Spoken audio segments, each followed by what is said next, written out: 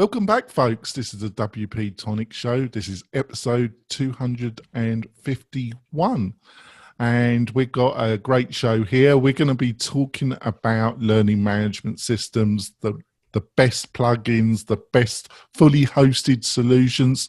And I've got my great co-host, Kim Shivler, with me. Like to introduce yourself quickly, Kim? Absolutely. I'm Kim Shivler. I'm a communications and instructional design instructor, focusing on WordPress, online courses, and actually live workshops and presentations too. And you're the queen of learning management systems, aren't you, Kim? That's how I've gotten known in this community for the last few years. Yeah, there's not much she doesn't know about it.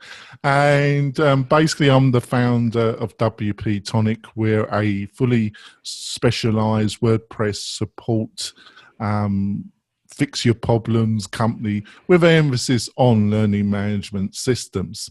And before we go into this show that we're both really looking forward to, I want to talk about our great sponsor, and that's Kinsta Hosting. I use Kinsta myself for the WP-Tonic website. We've been using it now for about a month. It's just a great company, great support. They migrated the site, and it's just been a joy working with them. They've just got a great team as well. The support is amazing. I just can't say more about Kinsta. They are sponsoring the show, but I wouldn't host my own website unless I was totally happy with the service that they provide. And I am. So go to the WP-Tonic, look at the show notes, and go to the WP-Tonic website in general, and we have banners, links, and it will take you straight to the Kinsta site and sign up for them. So, Kim, how shall we start? Shall we start with the fully hosted solutions, shall we? That's a great place to start. So right. Fully hosted, if we're talking about fully hosted solutions, as with any other website type hosting, that means it's all plug and play. It's already there for you. You don't have to maintain your site. You just create an account and build your course. The pros are you don't have to update it. The negatives are you have to play within their arena, and you don't have as much functionality. Yeah, a good metaphor is the difference between WooCommerce and Shopify, isn't it? Absolutely. Or WordPress.com versus your own hosted WordPress. Yeah, well, that could get really confusing when you do, especially with the changes we're seeing at the present moment. But I think the Shopify WooCommerce is a good metaphor. Because obviously all sites are hosted, but what we're talking about is a turnkey product which they host, they keep maintained, which you can have, get up and running really quick, but you have reduced ability to customize. Would you say that's pretty good, Kim? That's it. That's definitely the difference. So we're going to look at some of the fully hosted, and then I apologise about the pronunciation of this Kajabi. We're looking at Kajabi first. Did I do a reasonable job pronouncing that? You did. It's Kajabi. Kajabi. Yes. Right. So what do you think of this one? And then give a brief outline what you think its strengths and maybe some of its little weaknesses, because nothing's perfect, is it? Of course, nothing's perfect. Apart from me. The strength, absolutely. You're perfect, Jonathan. No, I wish I would. No, I'm definitely not. So Kajabi is very interesting. It's really a platform to create and sell products, whether it's an online course, whether it's a membership site, or even ebooks. You can do all of that within the Kajabi platform.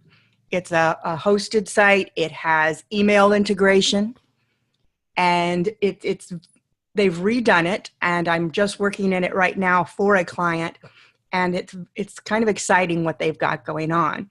The downside is really the same as all of them. You are playing within their structure. If the way you want to sell isn't quite working, the way that they have it set up, then you're kind of out of luck. It's also a little pricey. The mid-range plan, which is what most people I work with need, is $300 a month. That is pricey, isn't it? You've got to be really pretty serious about it, haven't you? Yes. Now, I said it's very easy to set up. I do love that. You really could log in and create your class today. That $311 a month gives you up to 100 products and 10,000 active members. So it is a site where they're limiting your members. Not limiting, but you're charged based on members, kind of like an email service does. But I say that, $311, it's a bit pricey, but you could, unless you're going to do everything yourself, you can spend like 3,000 to 5,000 getting a WordPress powered site up and running quite easily, couldn't you? Absolutely. Realistically. Oh, easily. Yeah. I don't know that it would completely take you would still need your basic WordPress site, though, most likely, because you're going to have, your blogging and that type of thing.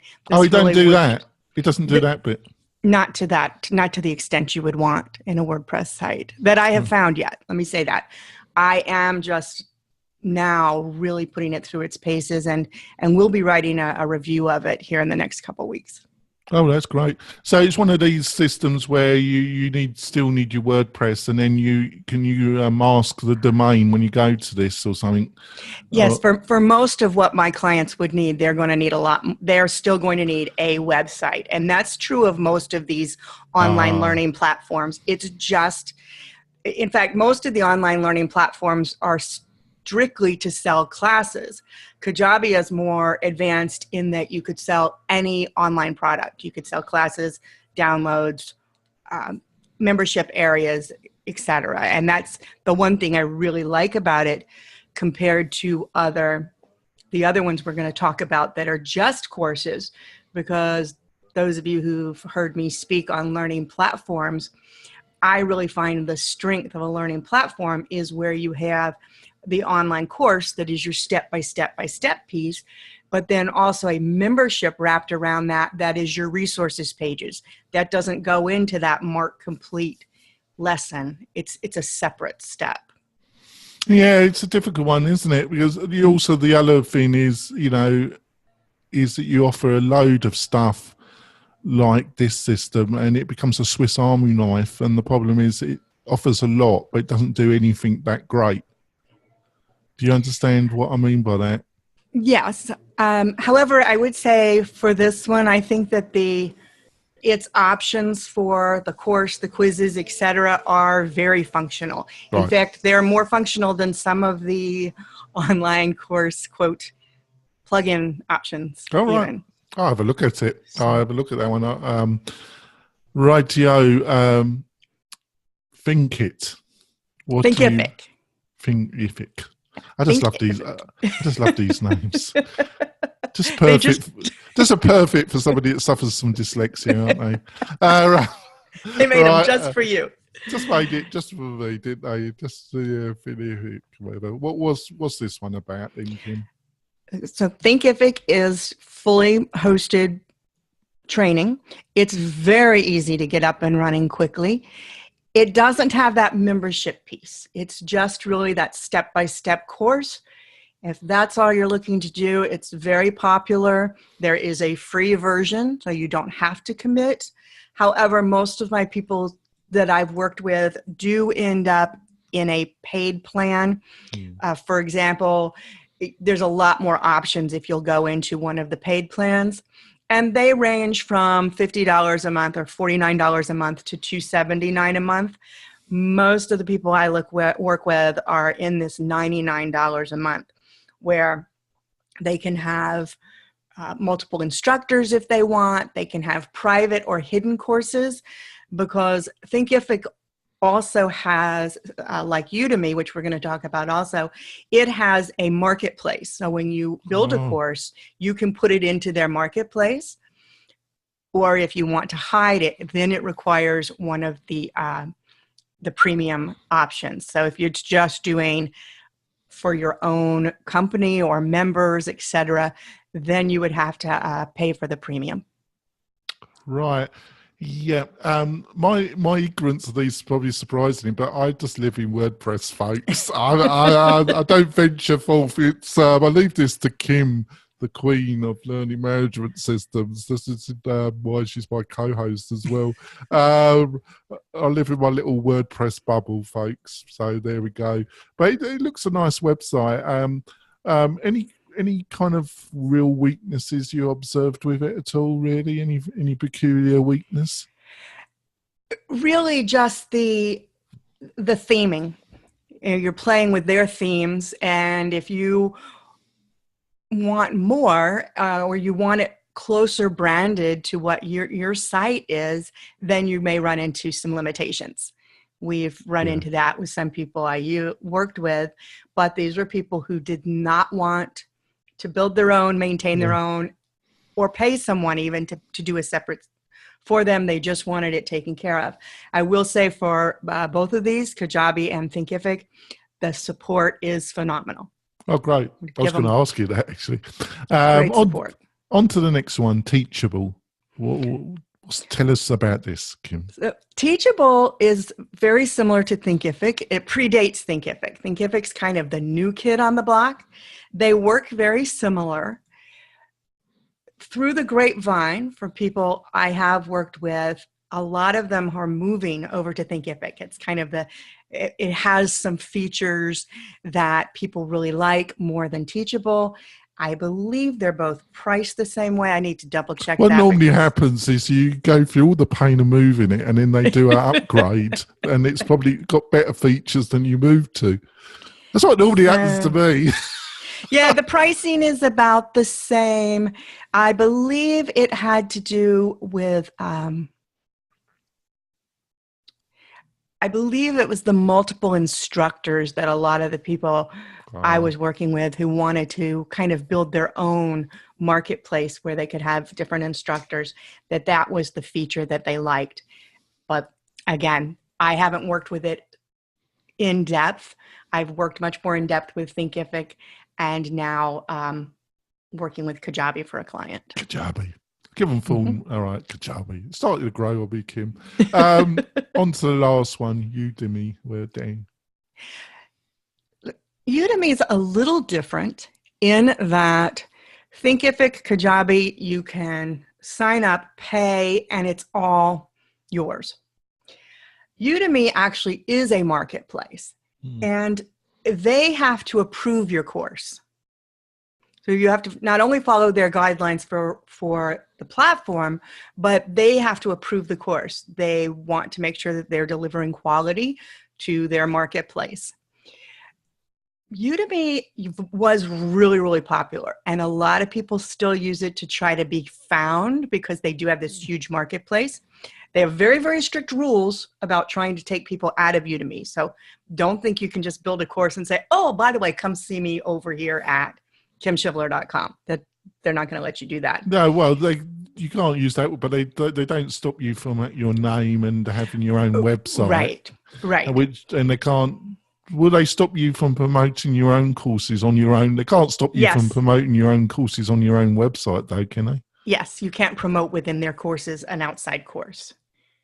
So, no, that's what I mean is, but you can have your URL and promote your own courses. You can't talk about them in Udemy. I'm not even sure what URLs you're allowed to give. They're pretty locked down tight. Yeah, you can't go to. I don't think you. I'm sorry to interrupt. I'm being rude, and I apologise, Kim.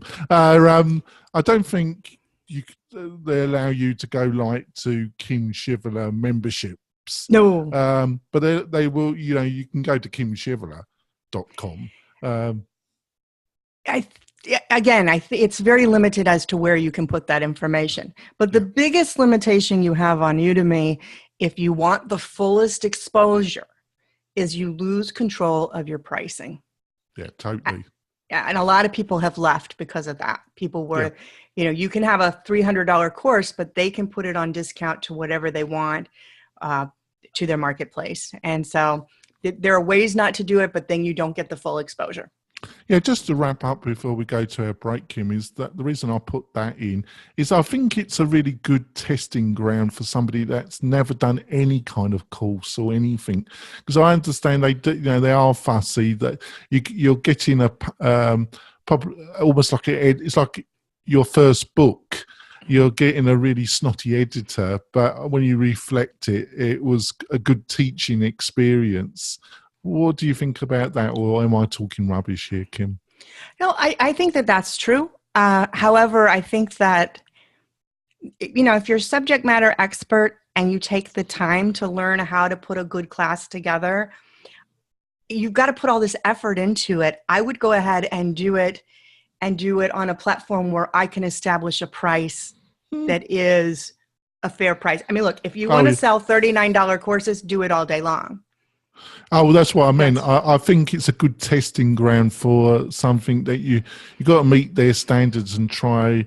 And also you get, if there is a market in a way for what you're in the future planning to produce, it's a good testing ground. But I wouldn't put my heart and soul in it, because for what you just said, you've got no control over it. You're signing it away to them, basically. Pretty much. Well, we're going to go for our break and we'll be back. We'll be talking more about learning management systems, but this time the WordPress solutions with my co-host, Kim Shivler, the queen of learning management systems. Be back in a moment, folks. We're coming back. Kim's been putting me right on these hosted solutions. Like I say, I live in my little WordPress bubble, which I'm very happy about. And on to the... I'm an idiot. No, I'm just trying to be funny. On to the WordPress solutions. I thought we'd start with the big daddy of this. The CEO's been on the show. Great guy, Justin. LearnDash. Tell us about LearnDash, queen of LMS. Okay. Well, LearnDash is absolutely hands down one of my favorites. It is probably the most powerful of the learning management systems for WordPress. It has, between what it can do natively and the amount that they've put into partnering with people for add-ons, there's just almost nothing you can't do with it. It's fabulous. It is a little harder to learn than some of the others. Now, having said that, within the last 3 years, they have just gotten easier and easier and easier. But it does take a little bit more planning when you're working with a course to make sure that you're going to get it to look like what you want, or to get it in the order, etc., that you want. A big part of that is this is really the one that started out very classic for those of us who are professionally trained instructional designers. And we would always be coming to our course planning with a little bit more detail than what some people, when we're thinking of more internet marketers building an online course, would do. Yeah, I think that's a really good... the way I see this playing out is that you might be best looking at one of the hosted solutions that we've gone through in the first part of the show, just to, if you're not from a professional educational or instructor background, or you're not hiring somebody like Kim to help you do some pre-planning, you might be best to try and work with one of the hosted solutions, just to give you an idea how all this works. I don't know. What's your feelings about that, Kim? Oh, I think looking at the hosted solutions is great. I really, when I work with people, I really work with them. Okay, are you sure you want what it's going to take, the commitment it's going to take to configure this all yourself, and then to maintain it? Because that's one thing, right? WordPress websites are not one and done. Now, what I also recommend is that they hire someone like you. WP-Tonic is there to keep it maintained for you, as well as to help you either build it for you or to help you build it. But it is definitely a commitment you've got to make for yourself. I think also we've had a couple of discussions with some possible clients, haven't we, lately? Mm-hmm. And the main thing is they think it's just buying the plugin, getting it set up, and then when they've been like what your pre-introduction to LearnDash is that they learn rapidly that they've got to have some understanding about structure, what they're really wanting from the plugin to get at the end result, and they struggle in actually visualizing or understanding how to get there, don't they?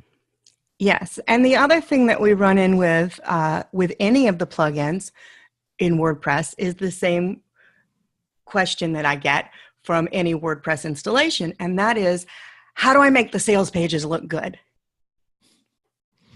And that's not a plugin issue. That's going to have to do with your theme, or maybe you are going to use a page builder plugin to tie in, but that has the theme combined, or that is the theme's role to manage that look and feel, as opposed to the plugin is not going to plug in and redo your whole site so that you've got pretty sales pages.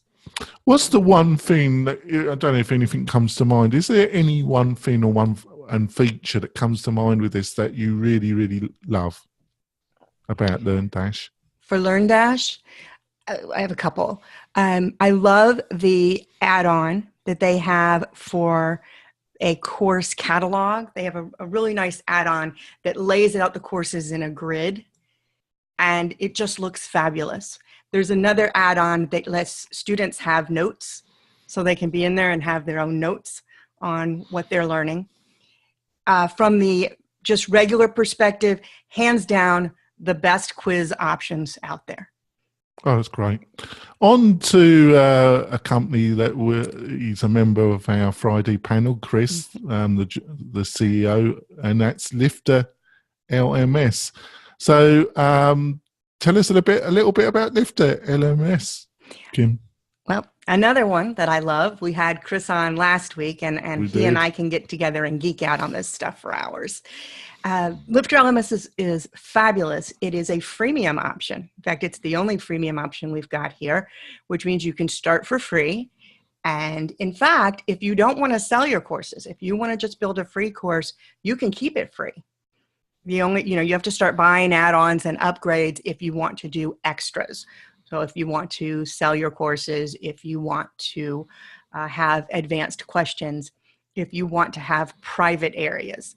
So for example, if you're a coach, this is one of my favorite things that they've now added. If you're a coach or an instructor who wants one-on-one time, your students can have their own page that you can both share information on. It's really powerful. Again, that would be premium. Lifter is very easy to configure, and it's very easy to learn, to lay out your classes. The basics are very easy. And then, of course, as you add some of those add-ons, et cetera, you are going to add a little bit more complexity as you add more functionality. That's just true with pretty much any plugin.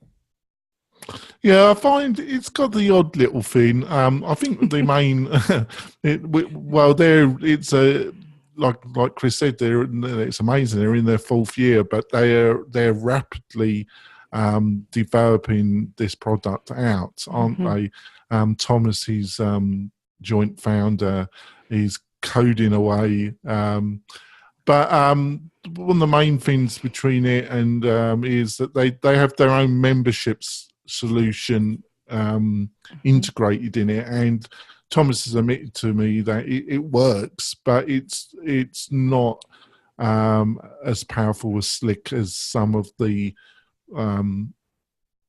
on their own plugin membership solutions, isn't it? Because I think with LearnDash you can utilize your own membership, third-party membership plugin, can't you? Yes, so LearnDash works both with MemberPress and Paid Memberships Pro, and has a lot of functionality. In fact, most of my sites, when I build out a LearnDash site, it's a combination of MemberPress and LearnDash. And I actually use MemberPress to, when I'm using LearnDash, I use MemberPress to control the granularity of where people have access to. Now, I actually love Lifter's membership piece. Yeah. It's not as robust as MemberPress, but again, it is that easy to set up. So if you want to know any of Kim Shivler's sites, one of mine is LearnDash and MemberPress, and one of them is LifterLMS. I've built with all of them, But the two that I'm actually right now live with for my paying customers, those are the two options that I'm using. Yeah, I just want to point out, folks, is that what I mean by that is that it's fully open code, and if you hire a company that's got a bit of experience, they can integrate some of the other membership plugins. If you need more power, more customization, it's quite possible to utilize one of the third party. It's just that it's going to need more customization. I'm not.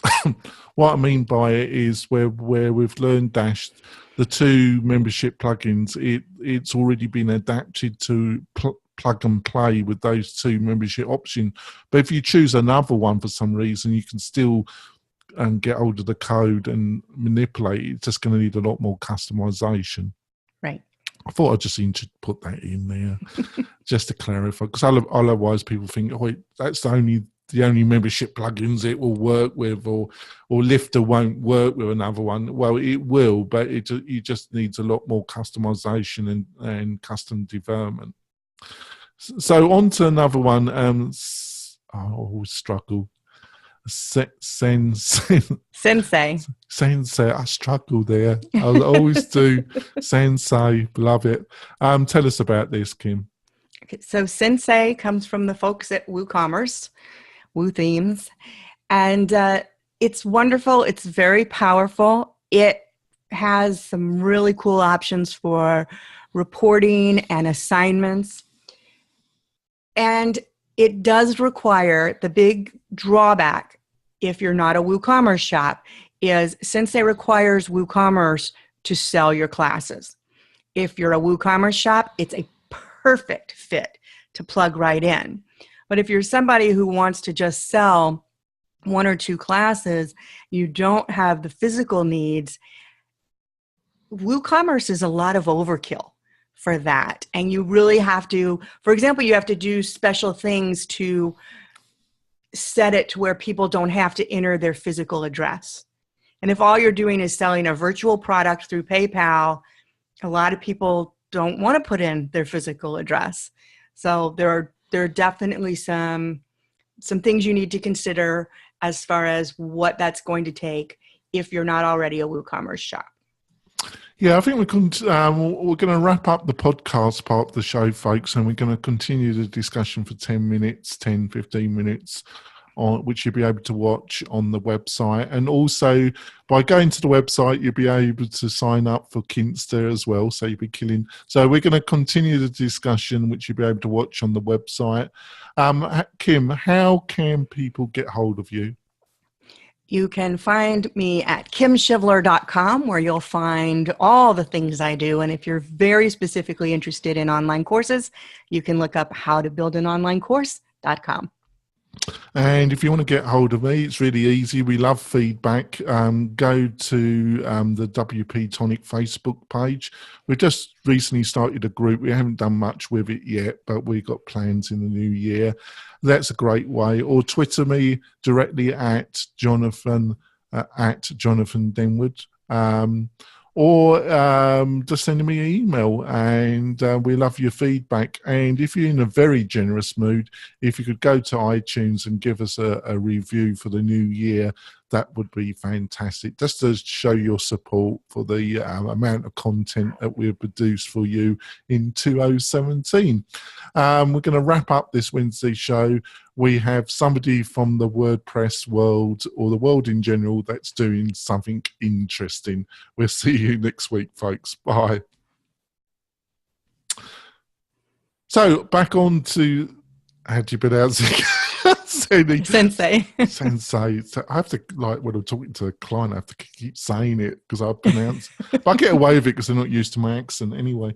Yeah, I think it's like, to me, it's a bit like WooCommerce or Magento when it comes to e-commerce. Now, Magento, folks, is owned by eBay, and it was started quite a while ago, and it's alternative to WooCommerce, and it's really, really powerful, but it's a beast. Yeah. And it really is a beast to deal with.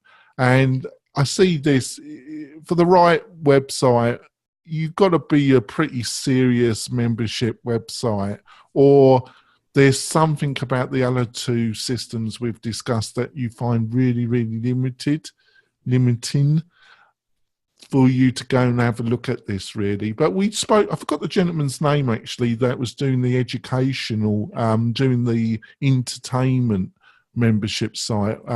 Chris Rogers.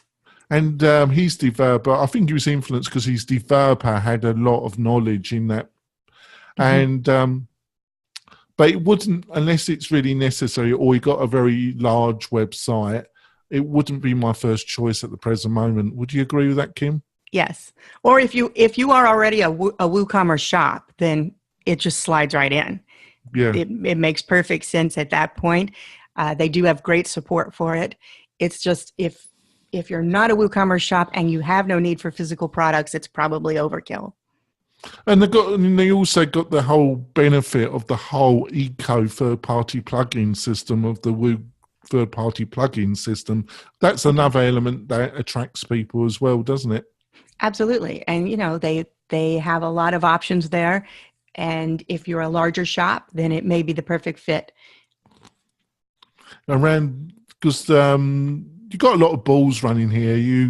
What do you find with all these, like LearnDash, Lifter, about them dealing with kind of theme conflicts? Does that happen quite often, or has the situation got a bit better? I'm trying to think if I've ever had a theme conflict with it. I haven't. Right, that's great. I have not had a theme conflict with any of these. On to the next one we didn't mention in the podcast, but we try and keep it around 30 minutes for our Wednesday shows. Is WP Courseware. Tell us about this. Well, this was the first one that was near and dear to my heart. WP Courseware is the easiest one for setting up the course itself. It is drag and drop that you enter your lessons. You don't like the way it looks. You want it over here. You drag it, you drop it, you leave it. It's the easiest for that. It has great quiz functionality. Where your complexity comes with WP Courseware is they don't manage the sales at all. It is just the courseware. So you have to use either a membership plugin or something else to manage that, to lock it down, and to sell the content. I have used it very successfully with both Paid Memberships Pro and and MemberPress. It supports a lot of others because they have opted not to manage the sales. They pretty much integrate with any membership plugin out there. So they're great for that. A great group of guys.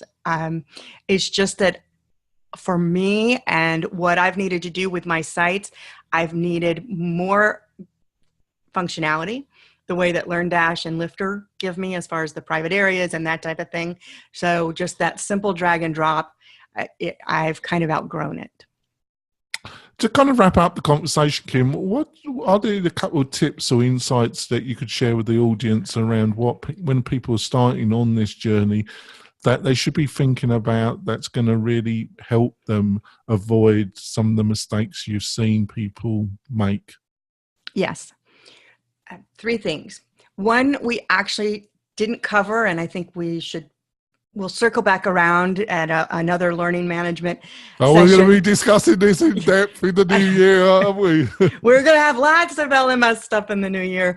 One is really analyze what you want. Do you want to build this yourself? Do you want all that functionality? And are you going to commit to what it takes to work within that? Or should you play within a Thinkific or a Kajabi space? And if you decide to go to WordPress, please notice we are talking about plugins. These are best of breed that we've just talked about, and please look at those.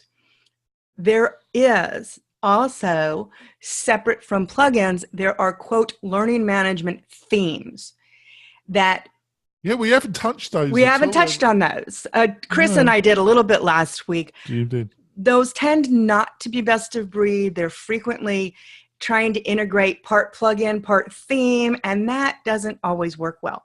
So I tend to not recommend those. Make sure you're going to stick with one of these that really has the functionality you need. And then if your theme, you want extra theming options, pick a theme or a page builder that will help you get the look and feel you want there. And then the next one is take some time learning a little bit about instructional design, because throwing together 2 or 3 videos really fast, like some internet marketers will tell you, and popping them into an LMS does not make a quality class. And we're in a stage now where people are looking for quality. They're looking for more access. And if you want to sell your classes, again, at a good price, not $29, make sure that you've got the quality in the class so that you actually can deliver.